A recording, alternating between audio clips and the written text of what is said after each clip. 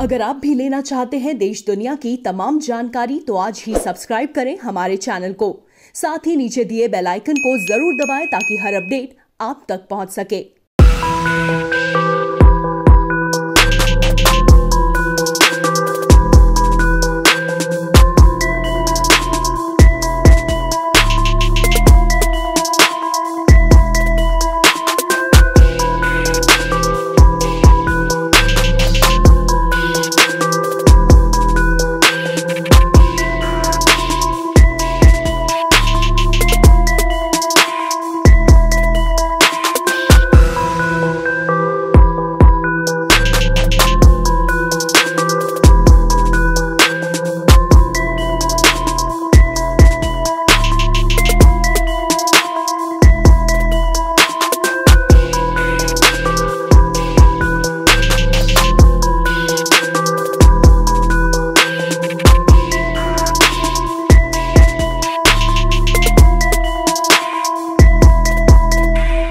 नमस्कार, प्रवासी news network पर आप सभी का स्वागत है। कानपुर के गैंगस्टर विकास दुबे पर पुलिस ने बड़ी कार्रवाई की है। कानपुर पुलिस ने उस जेसीबी मशीन, जिस जेसीबी मशीन से पुलिस का रास्ता रोका था, उन अपराधियों ने उसी जेसीबी मशीन से जो किलेनुमा घर था विकास दुबे का, उस घर को आज ढहा दिया। उससे पहले उसके जो परिजन थे उनको कहीं सुरक्षित अन्यत्र पहुंचा दिया गया है। उसके माता पिता, वृद्ध माता पिता वहां पर रहते थे, जिनको सुरक्षित पहुंचा दिया गया है। कानपुर का ये जो किलेनुमा घर था उसको ढहते देख अपराधियों को एक संदेश साफ चला गया है कि ये योगी सरकार है, ये सख्त कार्रवाई करती है, अपराधियों को किसी कीमत पर नहीं बख्शती है, चाहे वो कोई भी हो। और आप देखिए आज की जो ये कार्रवाई हुई घर ढहाने की, उस दौरान उसकी जो महंगी गाड़ियां, जिसमें एक फॉर्च्यूनर थी, एक स्कॉर्पियो थी, वो भी नहीं बख्शी गई है, वो भी बिल्कुल चकनाचूर है। जो वहां से विजुअल सामने आ रहे हैं उसमें साफ दिख रहा है। बताया जा रहा है कि इसमें एक जो गाड़ी है वो विकास दुबे के नाम पर थी, एक गाड़ी थी वो किसी और उसके रिश्तेदार के नाम पर थी। लेकिन आप देखिए कि उस समय हालांकि मीडिया को उससे दूर रखा गया जब ढहाया जा रहा था, लेकिन उसके बाद की जो तस्वीरें हैं वो सबके सामने हैं कि किस तरीके से बड़ी कार्रवाई की गई है। बताया जा रहा है कि वो नेपाल भाग सकता है, इसलिए जो भारत नेपाल की सीमा है वहां पर गश्त बढ़ा दी गई है। पोस्टर चिपकाए गए हैं विकास दुबे की फोटो वाले। और इसके अलावा आप देखिए एक सीओ जो चौबेपुर थाने के हैं उनको सस्पेंड कर दिया गया है। माना जा रहा है कि उन्होंने मुखबिरी की थी। इसके अलावा और भी कई सारी कार्रवाइयां हैं। इस कार्रवाई से योगी सरकार ने सख्त संदेश दिया है कि अपराधी कितना भी ताकतवर क्यों ना हो, उसे बख्शा नहीं जाएगा। उत्तर प्रदेश के मुख्यमंत्री योगी आदित्यनाथ कानपुर एनकाउंटर में घायल पुलिस कर्मियों से मिलने के लिए अस्पताल पहुंचे। बाद में संवाददाताओं से उन्होंने कहा कि कानपुर एनकाउंटर में 8 पुलिसकर्मी शहीद हुए हैं और 2 अपराधी भी मारे गए। हमारे जवानों की शहादत व्यर्थ नहीं जाएगी और दोषी बख्शे नहीं जाएंगे।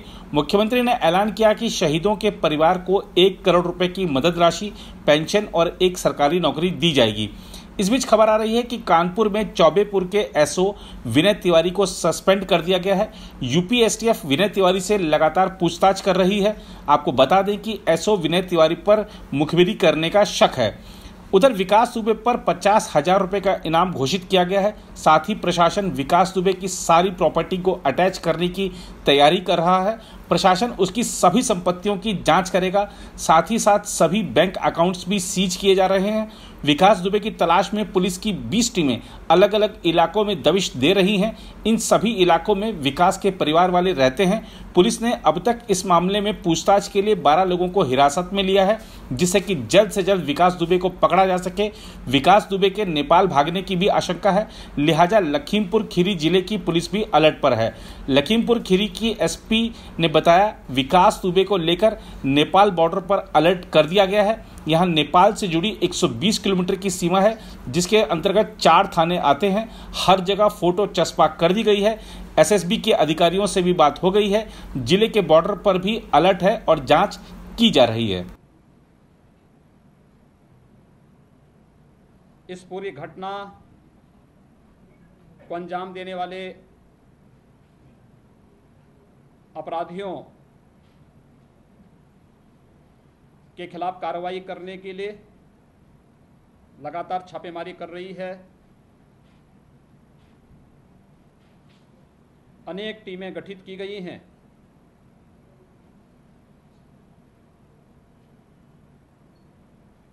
पुलिस मुठभेड़ में 2 अपराधी मारे गए हैं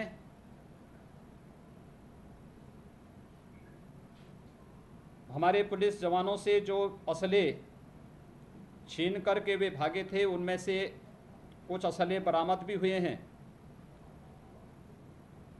शेष पर अभी कार्रवाई प्रचलित है।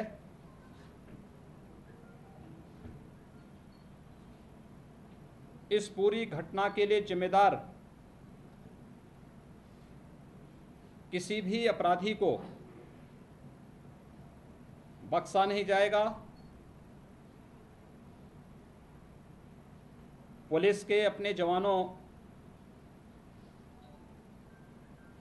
के शहादत और उनके बलिदान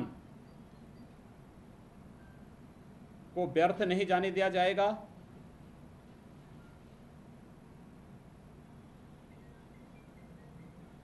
अपने उन बहादुर जवानों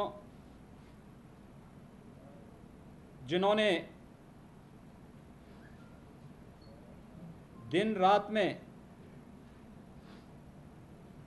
कोई अंतर महसूस न करते हुए जहां कहीं भी शासन ने उन्हें कोई जिम्मेदारी दी, आपदा हो, कानून व्यवस्था की सुदृढ़ स्थिति को बनाए रखने का हो, या आम नागरिक को सुरक्षा प्रदान करने की जवाबदेही का हो, स्वयं के सुख चैन को तिलांजलि देते हुए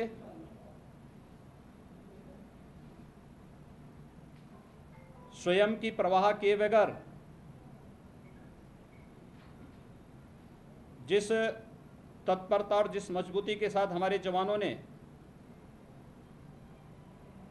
लगातार कार्य किया है, दिन भर की अपनी ड्यूटी के बाद भी माफिया और आपराधिक प्रवृत्ति के तत्वों के खिलाफ जो अभियान वर्तमान में चल रहा है, उस अभियान के क्रम में ये टीम दबिश देने के लिए गई थी और उस दौरान ये घटना घटित हुई है।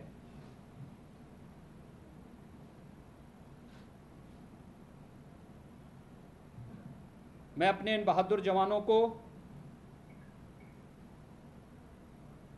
उत्तर प्रदेश की 24 करोड़ जनता के सुरक्षा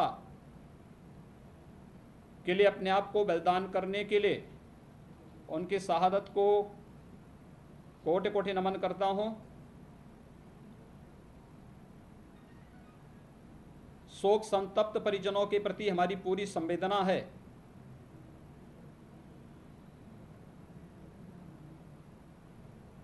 उत्तर प्रदेश सरकार अपने हर नागरिक की सुरक्षा के साथ साथ हर शासकीय व्यवस्था के सुचारू संचालन के लिए उत्तरदायी हर कर्मी और उसके परिवार उनके सुख दुख में सदैव खड़ा होने के लिए पूरी प्रतिबद्ध है। जिन लोगों ने भी यह घटना अंजाम दी है, इस दुस्साहसिक घटना के लिए जिम्मेदार जो भी पाया जाएगा, कानूनन वह व्यक्ति इस घटना की सजा भी भुगतेगा। और मैं इस बात के लिए विश्वास दिलाता हूं कि हमारे जवानों का ये बलिदान किसी भी स्थिति में व्यर्थ नहीं जाएगा।